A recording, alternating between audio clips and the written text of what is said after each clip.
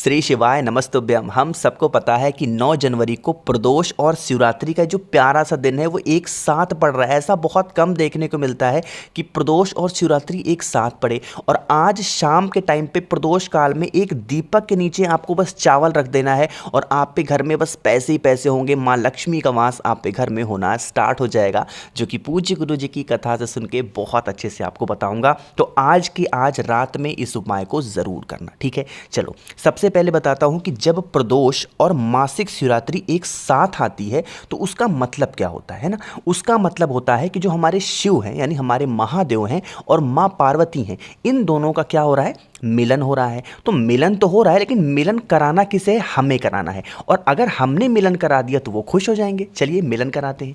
कैसे, आपको लेना होगा इस तरीके से एक मिट्टी का दीपक, ठीक है। मिट्टी का दीपक लेना और इस मिट्टी के दीपक में आपको 2 बत्ती लगानी होगी। मैंने 2 बत्ती लगाने की बात बहुत पहले समझाई थी, बात बात लोग भूल जाते हैं।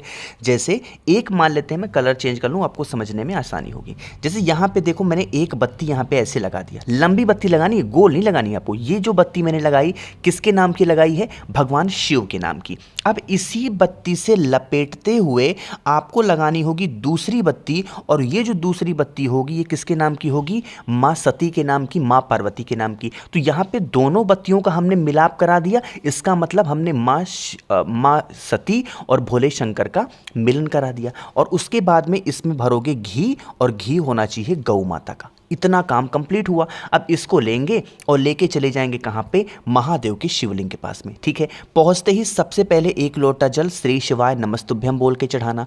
अब यहाँ पे कराते हैं मिलन। मिलन कैसे होगा, देखो, जो भी आपके पास में घर में अनाज का दाना हो, चाहे चावल हो, कुछ भी हो, उस चावल को पहले महादेव के सामने नीचे रख देना, ठीक है। और उसके बाद में उसी चावल के ऊपर जो आप घर से दीपक लेके आए हो मिट्टी का, जिसमें आपने माँ सती का और भोले शंकर का मिलन कराया है, उस दीपक को यहाँ लगाएंगे और उसको जला देना। और कुछ भी करने की ज़रूरत नहीं है। जो भी व्यक्ति प्रदोष के दिन, प्रदोष काल में शिवरात्रि पड़ती हो, उस दिन इस उपाय को कर लेता है, महादेव के शिवलिंग के पास में या फिर बेल पेड़ के नीचे, उनके घर में कभी धन को लेके कोई कमी नहीं होती। हमेशा माँ लक्ष्मी का वास उनके घर में होना स्टार्ट हो जाता है। इस उपाय को आप सबको करना है और ज़्यादा से ज़्यादा लोगों तक भेजिएगा जिनके घर में पैसों को लेके बहुत ज़्यादा दिक्कत होती है, ठीक है, समझे आप। तो यहाँ पे हम लोगों ने पहले उपाय की बात कर ली है। आगे बढ़ते हैं। इसी वीडियो में हम लोग अपने दूसरे उपाय की तरफ, जो कि यह उपाय भी आपको अपने घर पे भी कर सकते हो, मंदिर में करो, घर पे करो, ये आपके ऊपर डिपेंड है, लेकिन यह उपाय तो घर पे ही करना है, ठीक है।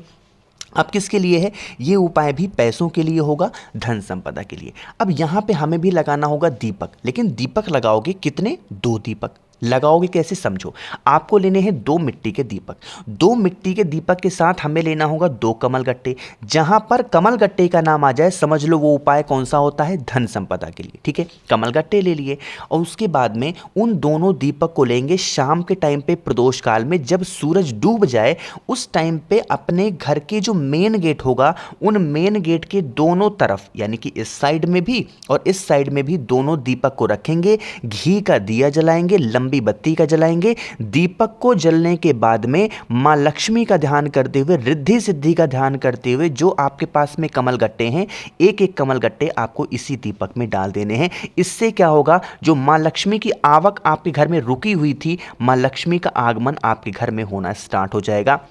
देखिए, हमेशा ये भौम प्रदोष और हमेशा ये शिवरात्रि एक साथ नहीं पड़ेगी। ये पहली है साल की, 2024 की पहली प्रदोष और पहली शिवरात्रि एक साथ आ गई है। ये सुंदर संयोग है 2024 को बहुत खूबसूरत, बहुत अच्छा बनाने का। तो इससे प्यारा मौका आपको नहीं मिलेगा, ठीक है, समझे आप। चलो, 2 उपाय की बात हो गई है।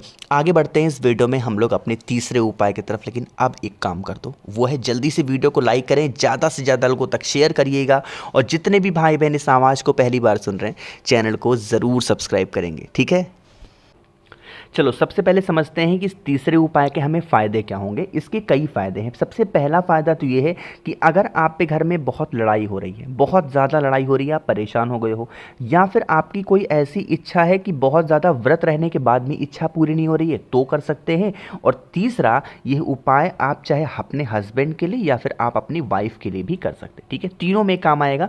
समझते हैं इस उपाय को। यहाँ पे आपके सामने हरा मूंग दिख रहा है, तो आपको भी हरा मूंग लेना है।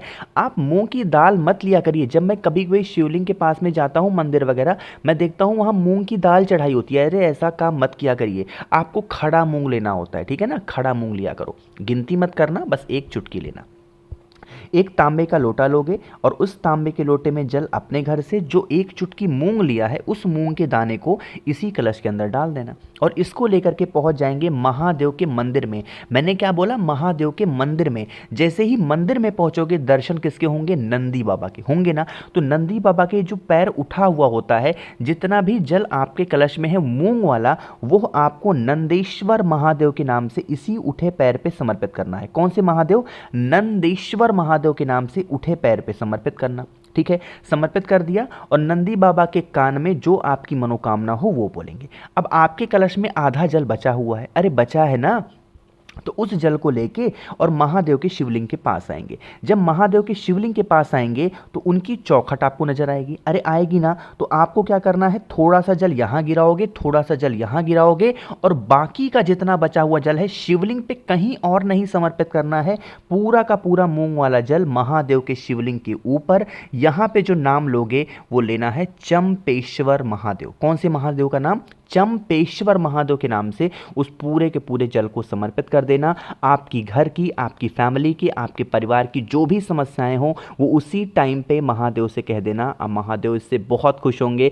प्रदोष मासिक शिवरात्रि का पर्व है तो कोशिश करेंगे इस उपाय को आप शाम के टाइम पे प्रदोष काल में करने की। नहीं टाइम है शाम को तो सुबह भी कर लो, बट कोशिश करेंगे यह उपाय शाम के टाइम पे प्रदोष काल में ही करने की। ठीक है, समझे आप मेरी बात को। यहाँ पे बहुत छोटे छोटे से उपाय हैं, तो 3 उपाय की बात हमने यहाँ पे कर ली है। आगे बढ़ते हैं इस वीडियो में हम लोग अपने चौथे उपाय, और बहुत ही प्यारा सा, बहुत ही सुंदर सा उपाय है जो कि हमें करना होगा महादेव के मंदिर में, है ना। एक बात यहाँ पे आपको बताना चाहता हूँ, सिर्फ 10 सेकंड आपका टाइम लूँगा। मेरे पास कल बहुत सारे मैसेज ये आए कि भैया हमने इतने ज़्यादा व्रत कर लिए हैं फिर भी महादेव हमारी बातें नहीं सुनते, है ना। आप लोग गलतियाँ क्या करते हो ना, आप कोई भी उपाय जब किया करो थोड़ा तरीके से किया करो, बहुत मन से किया करो, तभी जा करके उसका फायदा आपको मिलेगा। आप खुद सोच के देखो कि कई लोग एक ही पहला ही पशुपति व्रत करेंगे, उनकी मनोकामना पूरी होती है, और कई लोग 3 पशुपति व्रत कर लेते हैं, उनकी इच्छा ही नहीं पूरी होती। इसके पीछे कुछ तो कारण होगा, किसी का फेल हो जा रहा है, कोई गलत तरीके से कर रहा है। सबसे पहले तरीका सही समझो। और दूसरा जो सबसे बड़ा कारण होता है इच्छा ना पूरी होने का, वो होता है कि मन से नहीं करते। बस वो अपना एक होता है ना कि हमें ये चीज़ चाहिए, बस चाहिए में वो ऐसे रहते हैं कि इतने अपने मन के हो जाते हैं कि ठीक से उपाय नहीं करते, और ना ही कोई मन में श्रद्धा होती है, ना ही भावना होती है, बस उपाय करने से मतलब है। ऐसा मत करो, बहुत मन से करोगे महादेव ज़रूर सुनेंगे, चाहे वो कोई देवी देवता हो ज़रूर सुनेंगे। ठीक है, चलो अब चौथे उपाय की बात करते हैं। कल कौन सा दिन है, प्रदोष मासिक शिवरात्रि, साथ ही साथ बजरंग बली का भी दिन है ना। आपको क्या करना है, आपको मंदिर जाने की भी ज़रूरत नहीं है। हम सभी के घर में बजरंग बली की फ़ोटो, मूर्ति, प्रतिमा ज़रूर होगी। अरे होगी ना।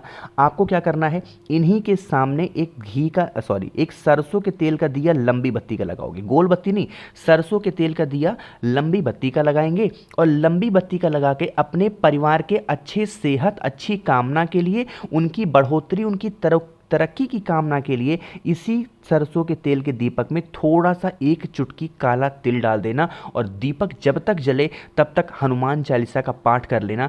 सिर्फ और सिर्फ यह काम मंगलवार के दिन किया जाता है, और इस बार तो मंगलवार को प्रदोष और शिवरात्रि साथ में पड़ रही है, तो इससे प्यारा दिन क्या ही मिलेगा इस उपाय को करने का।